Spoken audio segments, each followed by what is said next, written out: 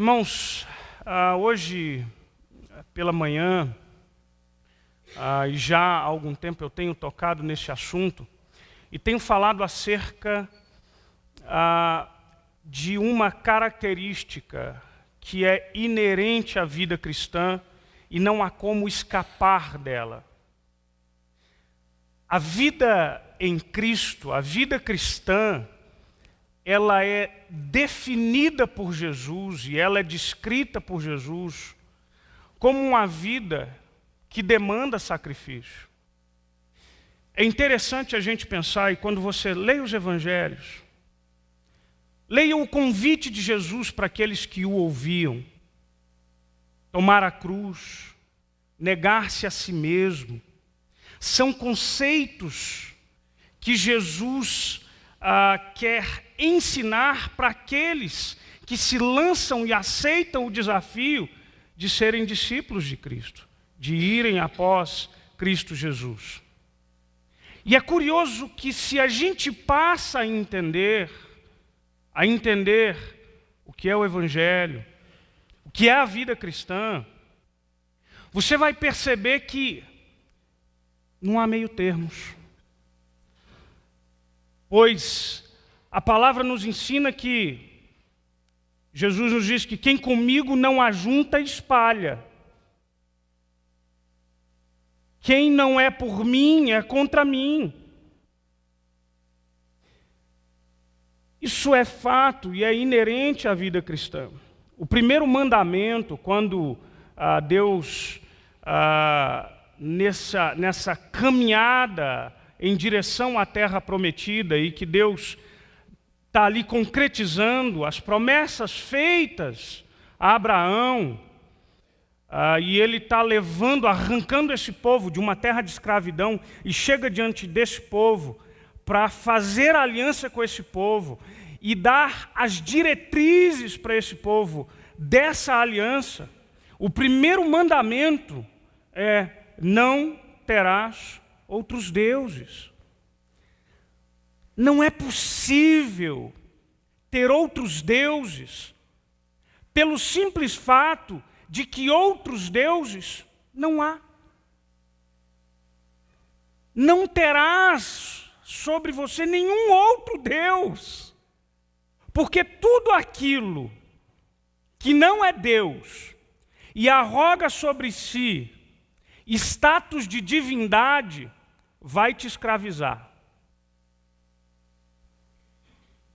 O seu trabalho, e eu estou falando dos deuses da modernidade, os teus projetos, a tua família, qualquer coisa que você ame de toda a mente, de todo o coração e de toda a alma, de todo o teu entendimento, que não seja Deus, é um falso Deus. E, portanto, é preciso que a gente tenha essa consciência. E essa consciência começa percebendo quem nós somos e quem Deus é. Se a gente percebe quem nós somos e quem Deus é, a gente vai dedicar a Ele uma adoração exclusiva. Ele é Deus, Ele é Senhor, Ele é Criador de todas as coisas, Ele é o doador da vida e o seu mantenedor, Ele é o provedor e soberano. Por isso, e hoje de manhã a gente leu alguns versículos, o apóstolo Paulo coloca isso de uma forma muito clara nas suas epístolas, quando ele, por exemplo, diz: logo já não sou eu quem vive, mas Cristo vive em mim. Ele diz: eu estou crucificado. Ele entendeu o que era tomar a sua cruz. Ele entendeu que a vida dele com Deus precisava ser vivida para Deus. E como Deus queria que ele vivesse. Irmãos, eu preciso começar dizendo isso. E eu preciso começar ressaltando esses aspectos, porque eu quero falar sobre mordomia cristã. E eu quero explicar para você o que é mordomia cristã. O texto que a gente leu Pedro está exortando que nós sirvamos uns aos outros conforme o dom que nós recebemos como despenseiros ou como mordomos. Oikonomoi, essa é a palavra em grego, você vai ver outras versões traduzidas como mordomo. O significado dessa palavra é aquele que gere e que administra algo de outro. Lembra de José do Egito? Na sua mordomia, ele foi mordomo de Faraó, um governador, um administrador de tudo aquilo.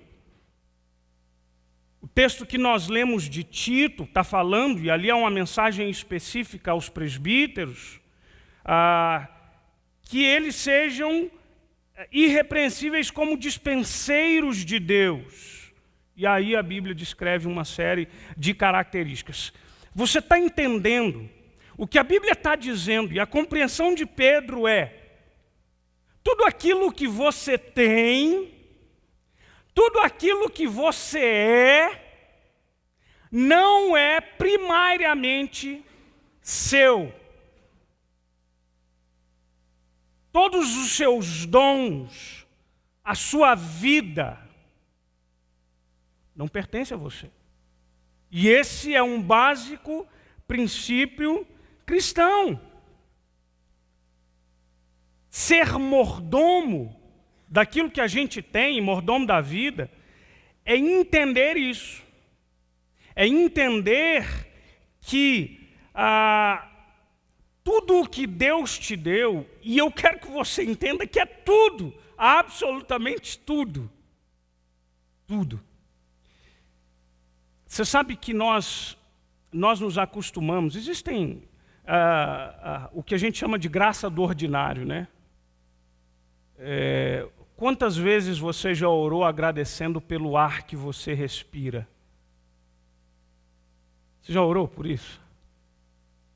Você já parou para pensar que esse ar que você respira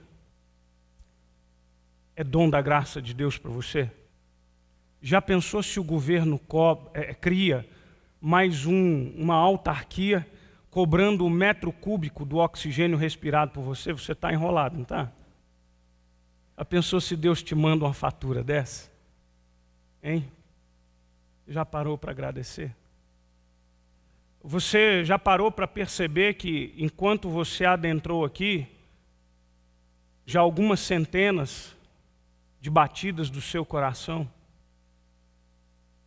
Você já parou para perceber que cada dia, cada segundo e cada minuto da sua existência é fruto de uma misericórdia que se renova a cada manhã? Você quer saber quanto que vale? Qual é o valor do oxigênio? Vá para o hospital e visite um efisematoso. É isso? Obrigado. Visite alguém que está numa bala de oxigênio para respirar. Você quer saber qual é o valor da vida? Visite alguém em estado terminal no UTI. Você vai entender o valor da vida. O valor de um dia. O que a Bíblia está dizendo é que eu e você, tudo aquilo que a gente é, tudo aquilo que a gente recebeu, é fruto da graça de Deus, e porque foi nos dado por Ele, precisa ser administrado para a glória dEle. A sua vida, os seus bens, o seu tempo, as suas prioridades, os seus dons, os seus talentos, tudo, absolutamente tudo. E quando a gente então fala da mordomia cristã, há um aspecto particular que eu quero falar aqui nessa noite, que é o aspecto da finança. Falar de dinheiro é sempre muito difícil. Primeiro, eu sou pastor. E quando eu ligo a televisão, de repente tem um cara num chapelão de cowboy falando que você tem que dar o dízimo e o trismo. Procura lá na internet. Ele diz que um é para o Pai, o outro é para o Filho e o outro é para o Espírito Santo.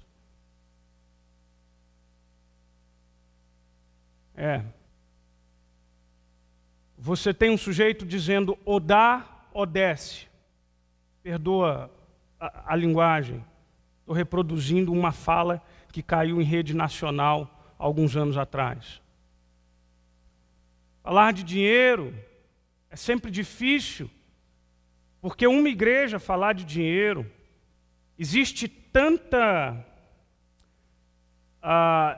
hipocrisia, existe tanta corrupção, existe tanta maldade, tanto interesse desvelado no que diz respeito a dinheiro de igreja, que igrejas que são sérias ficam constrangidas de tocar no assunto. Eu posso dar um exemplo. Tem 15 anos que eu sou pastor. Eu nunca preguei sobre dízimo. Já falei, devocional, algum momento aqui de exortação, mas eu nunca preguei sobre o assunto.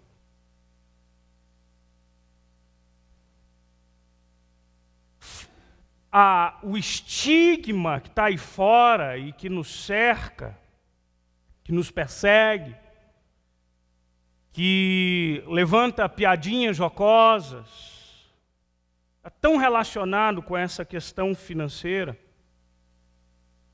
que nos constrange. Mas por que é preciso falar de mordomia? Porque é um tema bíblico. E, portanto, o que eu quero falar aqui, eu quero que você avalie na Escritura, eu quero que você leia, eu quero que você reflita. Jesus trata da questão do dinheiro e a Escritura trata da questão do dinheiro inúmeras vezes. Porque a questão dos bens é uma questão extremamente delicada, extremamente particular e extremamente perigosa. Tão perigosa que Jesus diz assim lá no Evangelho de Mateus, no capítulo 6, no versículo 24.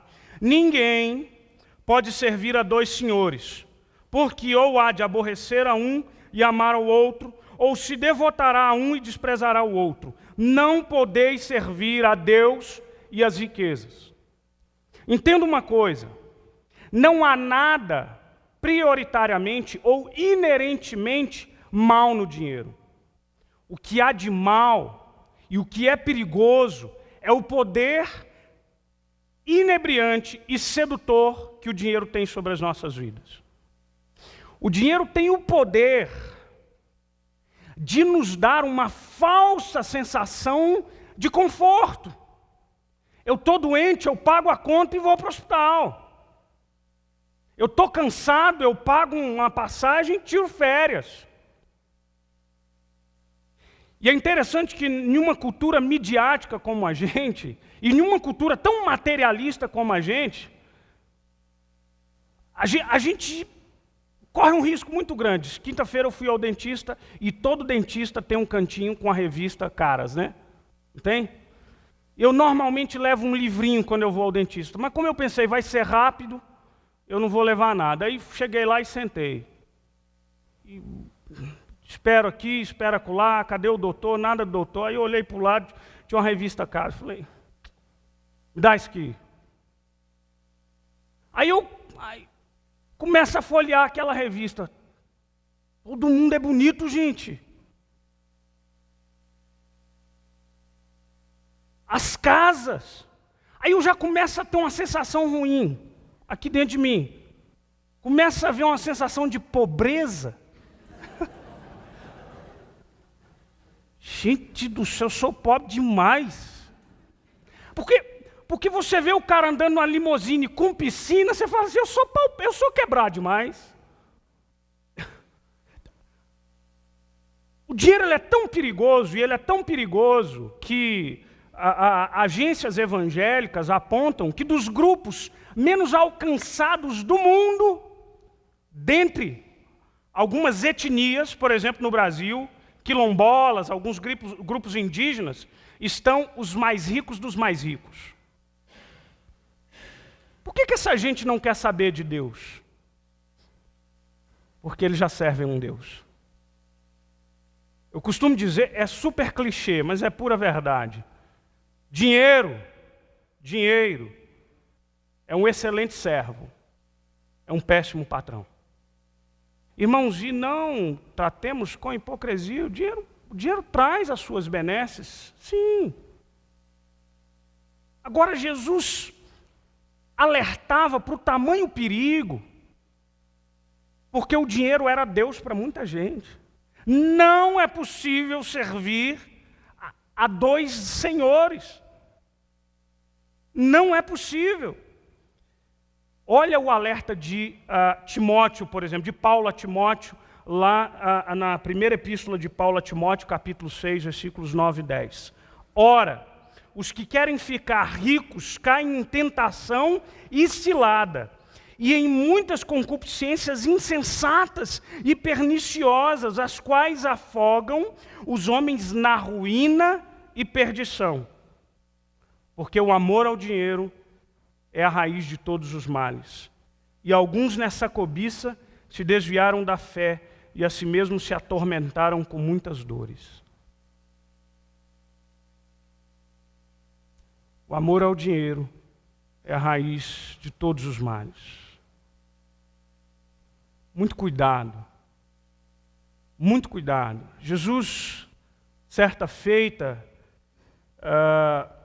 caminhava, e dois irmãos, isso é um relato do Evangelho de Lucas, dois irmãos debatiam quanto à partilha de uma herança. Isso você encontra no capítulo 12.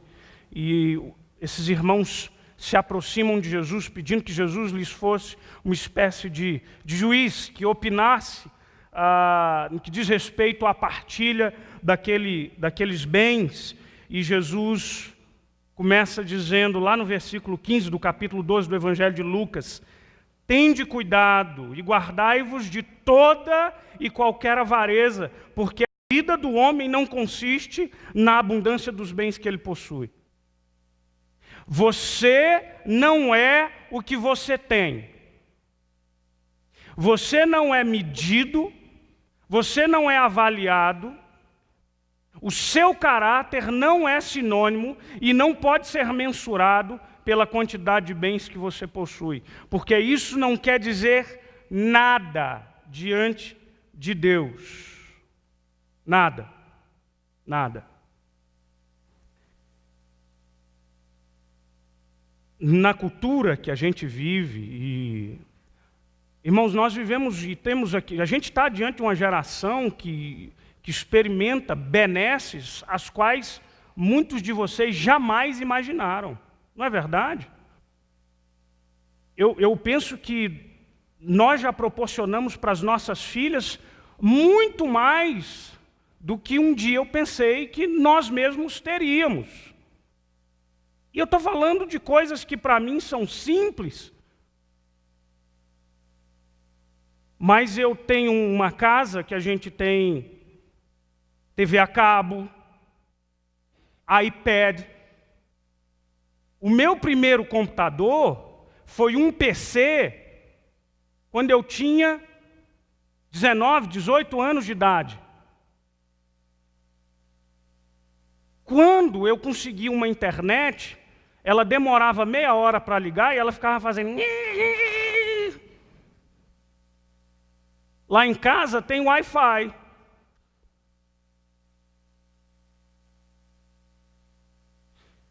O que eu estou dizendo para você é que você é um privilegiado e talvez você não saiba disso.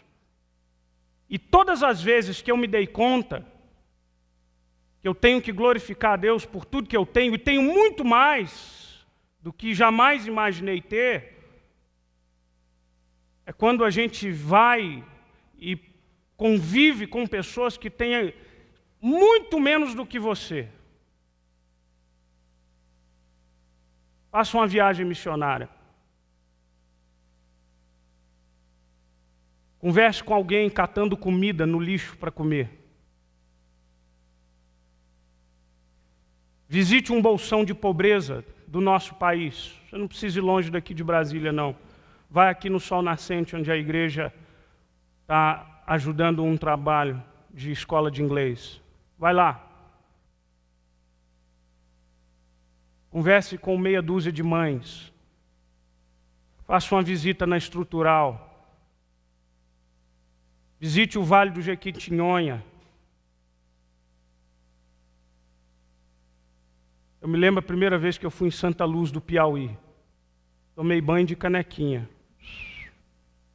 Foi minha primeira vez que eu orei agradecendo a Deus pelo meu chuveiro Lorenzetti. Gente, nunca imaginei que chuveiro fosse tão bom, que esse negócio de caneca. Às vezes a gente precisa perder um pouco para saber o valor das coisas que a gente tem, irmãos. Infelizmente. Jesus sabia muito bem disso. Hoje de manhã nós falamos sobre a vida de Salomão. O rei mais sábio, o rei mais rico e o rei mais poderoso que essa terra já viu. Salomão teve muito. Salomão teve tudo. Eclesiastes descreve aquele rei como homem que não negou aos seus olhos nada daquilo que os seus olhos desejaram. Ele teve todos os palácios, os mais belos palácios, todos os servos, o maior número de servos, todo o conforto, toda a riqueza, todo o poder que um homem na sua época poderia imaginar. A sua vida não terminou muito bem. E ele escreve então no capítulo 5 de Eclesiastes, versículos 10 e 11. Quem ama o dinheiro, jamais dele se farta. E quem ama a abundância, nunca se farta da renda. Também isso é vaidade. Quanto mais você amar o dinheiro, tanto menos ele lhe será suficiente.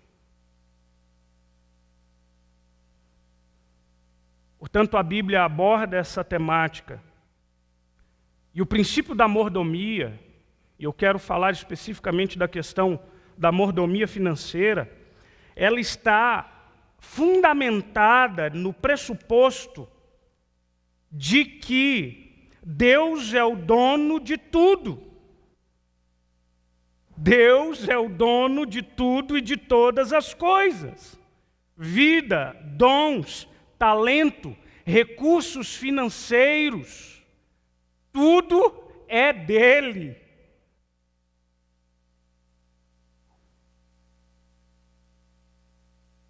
É interessante que a Bíblia precisa sempre nos lembrar, porque muitas vezes e com muita facilidade você se esquece disso.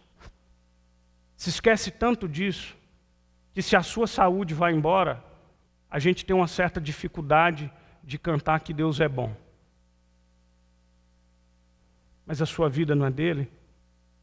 Eu não sei se eu conseguiria orar como Jó dizendo, Deus deu, Deus tomou. Bendito seja o nome do Senhor. Porque as coisas que Ele me deu, muito comumente e muito frequentemente eu tenho a impressão de que fui eu que conquistei. E se é meu, eu não quero perder.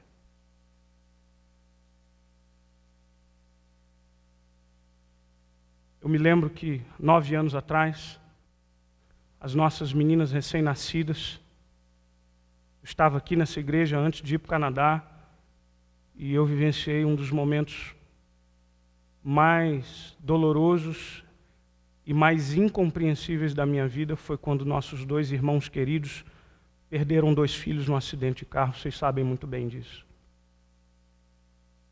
Eu estava numa reunião do presbitério, meu telefone tocou, soube da notícia, chamei o pastor Rogério, viajamos em direção e ao encontro da família. Quando eu cheguei em casa, já tarde, já à noite, a primeira coisa que eu fiz foi correr no quarto de 2 bebês que estavam dormindo. E a minha oração para Deus foi, Senhor, consola os teus filhos, porque eu não sei se eu daria conta de perder. Deixa mais tempo comigo. Irmãos, Nada nesse mundo é nosso. Nada, absolutamente nada, e a gente se esquece tanto disso. Deuteronômio, capítulo 8, quando o povo se preparava para adentrar a terra prometida, capítulo 8, esse povo dá uma pausa, e o Senhor diz para ele: não digas, pois no teu coração, a minha força e o meu braço me adquiriram estas riquezas. Antes te lembrarás do Senhor teu Deus, porque é Ele quem te dá força para adquirir riquezas, para confiar na aliança que sob juramento prometeu aos teus pais, como hoje se vê. E é o mesmo capítulo 8 que diz: não só de pão viverá o homem, mas de toda palavra que procede da boca de Deus. Não é teu, não é você, não são as suas qualidades, os seus méritos, os seus adjetivos, seja lá o que for, é fruto de graça. Não se esqueça disso. Ageu 2:8 diz: minha é a prata, meu é o ouro, diz o Senhor dos Exércitos. Salmos 50, 10 e 11: pois são meus todos os animais do bosque, as alimárias, aos milhares sobre as montanhas. Salmo 24:1: ao Senhor pertence a terra e tudo que nela se contém, o mundo e os que nela habitam. E Tiago, capítulo 1, versículo 16, diz: não vos enganeis, meus amados, toda boa dádiva, todo dom perfeito, são lá do alto, descendo do Pai das luzes. Você entende isso? Então, se você entender isso, quando você tiver o seu dinheiro em mãos, você não vai pensar assim: será que eu uso esse meu dinheiro para a obra de Deus? A sua pergunta talvez seja assim: Senhor, quanto do seu dinheiro eu mantenho comigo? Nosso coração é tão enganoso. Diz que a mãe pegou o menininho, o filhinho, deu 2 moedinhas de R$1. Toma, filho. Uma é sua, vai comprar um picolé, e a outra você guarda, é para dar de oferta. É dinheiro do Senhor. E o menino ficou empolgadíssimo, saiu correndo, foi para a vendinha comprar aquele seu picolé, segurando as 2 moedinhas com força nas suas mãozinhas, e ele tropeçou, e a moedinha, uma das moedinhas escorregou e puf, caiu no bueiro. Puxa, ele ficou triste demais. Voltou para casa dizendo: mãe, a mãe que foi, meu filho? A moedinha do Senhor se foi. Meu Deus, sempre vai a moeda do Senhor. A gente tem um hábito lá em casa, didático. Todo ano a gente pega um cofrinho e a gente começa a encher um cofrinho para abrir em outubro, Dia das Crianças. E poupa um dinheirinho da gente, né? Bom, o dinheiro que está lá também é nosso, mas vai mais devagarzinho, né? Primeira vez que a gente foi quebrar o porquinho, então vamos, acho que foi até um domingo depois da igreja, nós reunimos lá, pega lá o porquinho, vamos abrir o porquinho, papai, vamos abrir o porquinho. Traz lá um martelo, vamos quebrar esse porquinho. O porquinho estava gordinho, sabe? Estava recheadinho, estava bem pronto para o abate. E pegamos ele, levamos para a sala do sacrifício e, gente, quebramos o porquinho. Eu ia falar quebramos o gordinho, olha, que isso é bullying da cadeia. Nós pegamos o porquinho, quebramos o porquinho, aí se espalhou, rapaz, aquele tanto de moeda, e tinha umas cédulas ali. E logo eu olhei para os olhos das meninas, como brilhavam. Eu falei: filha, agora a gente vai tirar 10% para o Senhor, para a igreja. Aí na cabecinha eu acho que ficou uma matemáticazinha, né? 10%, papai, 10, tipo assim, tira uma moedinha de R$1, é isso aqui, né? Não, vamos contar tudo, aí a gente soma. Aí depois que a gente contou e somou, aí eu tirei 10%. Quando elas viram os 10%, não vai dar não. Eu falei, então tá bom, me dá aqui tudo, é meu. Quem foi que pôs o dinheiro nesse cofrinho? Foi você, papai. Então tudo é meu. Não, papai, vamos dar os 10%. Vamos dar os 10%.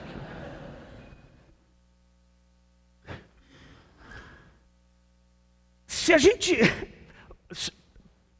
Não é um princípio simples. Se você parte da consciência de que tudo que você tem é de Deus, isso que você tem será usado de uma outra forma e de uma outra perspectiva. Se você entender que você é tão somente mordomo daquilo que o Senhor te confiou.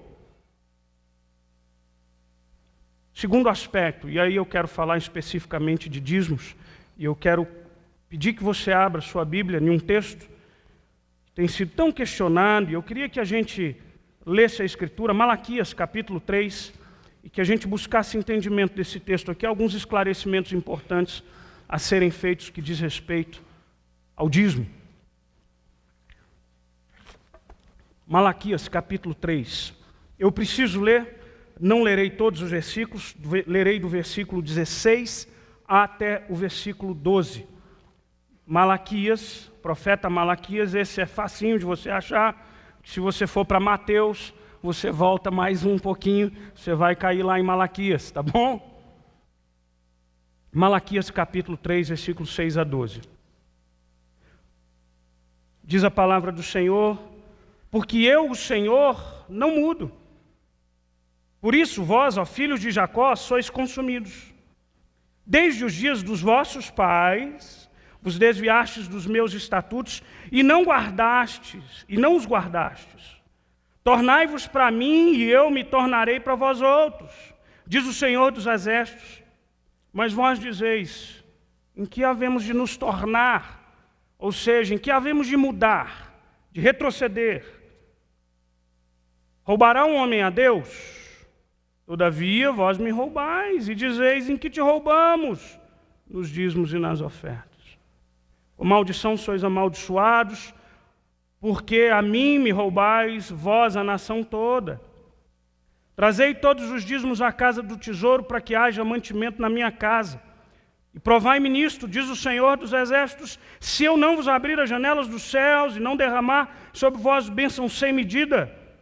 Por vossa causa repreenderei o devorador, para que não vos consuma o fruto da terra. A vossa vide no campo não será estéril, diz o Senhor dos Exércitos. Todas as nações vos chamarão felizes, porque vós sereis uma terra deleitosa, diz o Senhor dos Exércitos. Olha aqui para mim. Irmãos, muito se pergunta e muito se fala nas igrejas, o dízimo vale para os nossos dias? É lícito, é correto, é bíblico? Qual é a relação da igreja neotestamentária com o dízimo? Nós temos poucas informações no Novo Testamento acerca do tema, mas nós temos. Mas é preciso que a gente entenda o texto que o profeta Malaquias escreve isso aqui. Eu quero que você se lembre que é um contexto pactual, de aliança. E que se você ler Deuteronômio, salvo engano, 28, você vai ver os termos dessa aliança. Deus colocava, sejam obedientes, eu vou os abençoar. Se vocês sejam obedientes, eu vou os abençoar. Se forem desobedientes, vocês terão problemas. Há uma outra questão, leia aqui todo o livro de Malaquias. O foco do problema não é, o fundamento do problema não são os dízimos. Há muito mais do que isso. Eles largaram todos os estatutos. O texto que nós lemos diz, desde os dias dos vossos pais vos desviassem dos meus estatutos. Não guardastes vocês estão andando longe de mim. Este povo não está cumprindo o seu papel como o povo do pacto, como o povo da aliança. O que era o dízimo? Então, o dízimo era uma prática. E presta atenção, a prática do dízimo, ela antecedia até mesmo a formação desse povo, o estabelecimento desse povo. Você vai ver, por exemplo, Abraão dando dízimo no seu encontro com Melquisedeque, em Gênesis. Tá? A gente encontra, isso era uma prática comum, e não só entre os povos de Israel, mas inclusive com povos circundantes àquele povo. Na Babilônia, na Mesopotâmia, enfim, regiões daquela área ali. À medida que o povo cresce, o povo se estabelece, e Deus estabelece os levitas, através de Arão. O Senhor diz lá em Números, capítulo 18, versículo 20 e 21, Deus chama Arão e diz: na sua terra herança nenhuma terás, e no meio deles nenhuma porção terás. Eu sou a tua porção e a tua herança no meio dos filhos de Israel. Aos filhos de Levi dei todos os dízimos em Israel por herança, pelo serviço que prestam, serviço da tenda da congregação. Quando Deus chama e levanta uma descendência de levitas, um povo que ficaria responsável pelo serviço, pelo culto a Deus, pelo cuidado do templo, pelas ofertas que eram oferecidas, Deus disse a ele: todos os demais vão ter porção, vão ter terra, lugar para trabalhar, fazer dinheiro e renda. Vocês não. De onde virá o sustento de vocês? Dos dízimos. Do fruto de tudo aquilo, 10% de tudo aquilo que se produzir. Aos sacerdotes era dado o direito de comer comida que ali era dada e era dedicada no templo. Então eu repito a pergunta aqui. O dízimo, ele é válido para o Novo Testamento ou ele tinha um propósito específico? A minha resposta para você seria o seguinte: ele não é válido como cumprimento de uma lei ritual ocúltica, porque a gente não tem mais o templo, a gente não tem mais os levitas, os sacerdotes, mas ele é válido como cumprimento e como a manutenção de um princípio. Entende isso aqui? Nós não temos mais aqueles levitas que são sustentados, mas o princípio da manutenção, ele permanece. Olha o que Paulo diz lá na sua primeira epístola aos Coríntios, segunda epístola aos Coríntios, capítulo 8, capítulo 9, Paulo está levantando uma oferta. E Paulo então diz da seguinte forma, versículo 13 e 14. Não sabeis vós que os que prestam serviços sagrados do próprio templo se alimentam? Ele está se referindo ao Antigo Testamento. E quem serve ao altar, do altar não tira sustento? É o que ele diz. Assim ordenou o Senhor aos que pregam o Evangelho, que vivam do Evangelho. Você está entendendo porque o princípio permanece? Deus chamou pessoas que se dedicam com exclusividade ao desenvolvimento do reino, ao trabalho do Senhor, em tempo exclusivo, e vivem disso. Paulo está pegando um princípio do dízimo lá atrás, e muito embora não tenhamos levitas, você tem missionários. Irmãos, deixa eu dizer uma coisa. Eu disse que, às vezes, isso de alguma forma é constrangedor. Não deveria, mas o é, pela minha pecaminosidade, pela mentira do diabo, que enquanto eu estou aqui falando, de vez em quando vem uma vozinha na minha cabeça, tipo assim, você está defendendo o seu, né? Deixa eu te dizer uma coisa. Sabe por que eu estou aqui? Por obediência à minha vocação. Eu não estou nesse negócio para ganhar dinheiro. Todos os meus amigos, ou a maioria dos meus amigos que cresceram comigo na adolescência, ganham muito mais do que eu. E eu não estou reclamando não, porque eu acho que eu recebo um salário muito digno. Louvado seja Deus por isso. Que essa igreja tenha a possibilidade de me honrar com esse salário que eu ganho, sustento com dignidade a minha família. que eu estou dizendo para você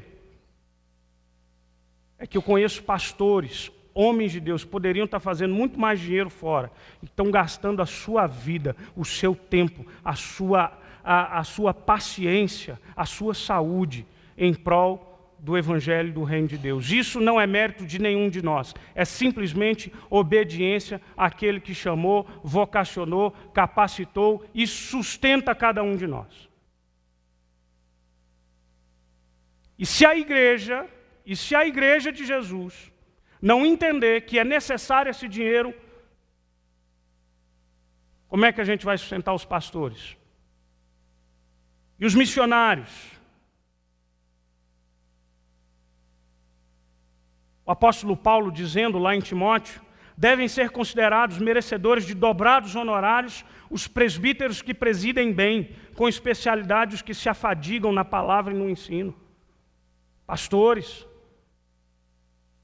não ate a boca do boi que come e que trabalha. Trabalhador é digno do quê, irmãos? Do seu salário.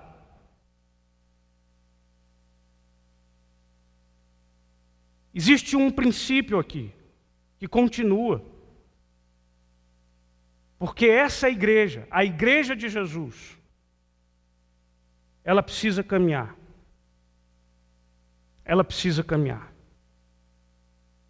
Nesse princípio que deve ser preservado, existem 3 aspectos inerentes, tanto no que se diz no Antigo Testamento quanto no Novo Testamento. 1, generosidade. O cristão precisa ser generoso.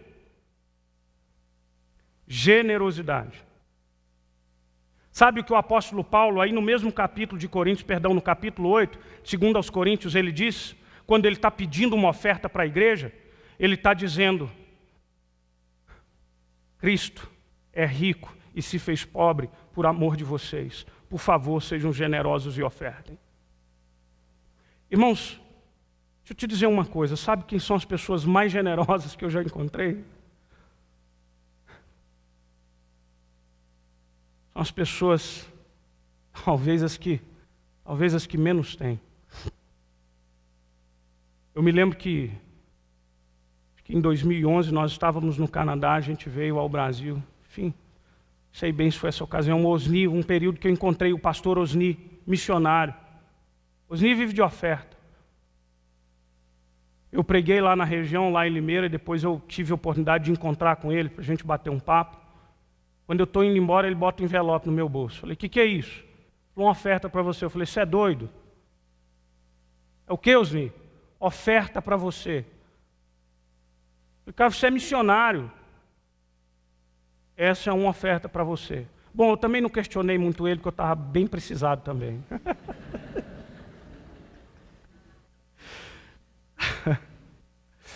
Mas sabe que a atitude dele sempre me constrangeu. Adriano, esse dia não é meu, de Deus.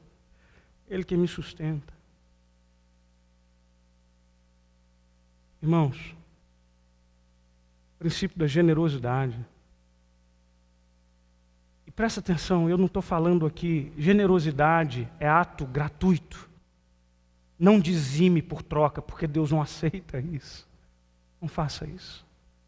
Traga com alegria na alma, festivamente.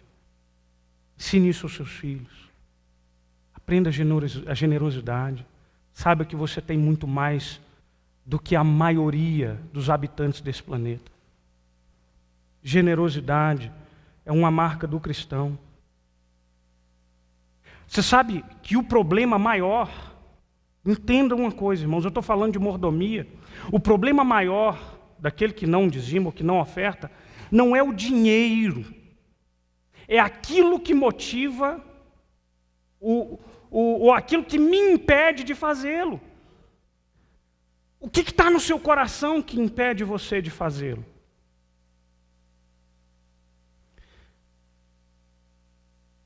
Por que você não faz? Eu fico imaginando que talvez você tenha, e a maioria das pessoas aí fora, o mau exemplo daqueles que não gerenciam corretamente e que usam de uma forma espúria, terrível, o dinheiro que é recolhido em nome de Deus. Então a pessoa diz assim, esse povo é tudo ladrão, eu não dou o meu dinheiro. Bom, você está numa igreja onde esse não é o caso. Talvez você não dizime porque você não compreenda que isso é um princípio bíblico. Eu estou dizendo, releia esses textos com calma. Entenda que aqui há um princípio, que muito embora a gente não tenha o templo e o levita, há um princípio que prevalece para os nossos dias, porque o reino de Deus, existem pessoas que se dedicam e dependem do sustento desses dízimos e dessas ofertas que aqui são trazidas. Ou você não acredita na igreja, é por isso que a gente está há 2 meses falando sobre a igreja de Jesus Cristo. Mas o princípio da generosidade é algo que precisa permear o coração de cada crente. De cada crente. De cada cristão. Mais do que qualquer outra pessoa nesse mundo. Há um outro princípio, que é o princípio da proporcionalidade.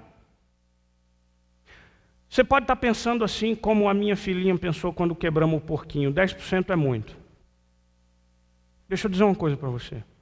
Lá no Antigo Testamento, além dos dízimos e das ofertas, você tinha primícias que eram entregues. A gente tinha outras ofertas culticas enfim, específicas. Se você for colocar no papel tudo aquilo que o judeu ofertava, dava muito mais de 20%. E se você for olhar para a atitude dos crentes no Novo Testamento, quando a igreja de Cristo começa, segundo o relato de Atos, o povo estava vendendo a própria casa para ajudar quem não tinha. Não era 10%, era tudo. E a gente não está falando disso aqui. A gente está falando de proporcionalidade. Quando Paulo fala aos Coríntios, ele diz que cada um contribua de acordo com o que tem recebido de Deus. Proporcional. Generosidade, proporcionalidade e regularidade. 3 princípios que fazem parte do entendimento do dízimo. Regularidade. Quando eu disse que a questão aqui, irmãos, e o foco e o problema maior não é o dinheiro. Sabe por quê? Porque se você ofertar ou não, a obra de Cristo jamais vai parar. Ele é o dono do ouro e da prata. Isso é fato. A igreja nunca parou. Ele é o dono dela. Ele sempre providencia os meios. Sempre o fará. O problema aqui é que é um problema do coração. Jesus, no Sermão do Monte, alertou dizendo, cuidado. Não acumule para vocês tesouros desse mundo, onde a traça vem, ferrugem corrói. Porque onde está o teu tesouro, ali também estará o teu coração. O que conta é aquilo que está no teu coração. O problema é o problema do coração. É o foco. É o que está lá dentro. Aos nossos irmãos queridos que nos visitam, que estão aqui há pouco tempo, eu não quero que você se sinta constrangido com isso. Eu estou lendo a palavra de Deus, e a palavra de Deus precisa ser lida e falada e pregada. Mas de uma forma muito especial, a gente que está aqui com a gente. Irmãos, eu falo com muito pesar que a nossa igreja, eu acho que nem 40% dessa igreja é dizimista na igreja. Nem 40% da igreja.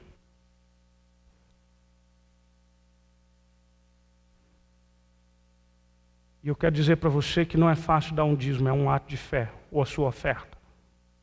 Porque toda vez que eu separo aquele 10%, eu olho para aquele dinheiro e falo, gente, parece que é tanto.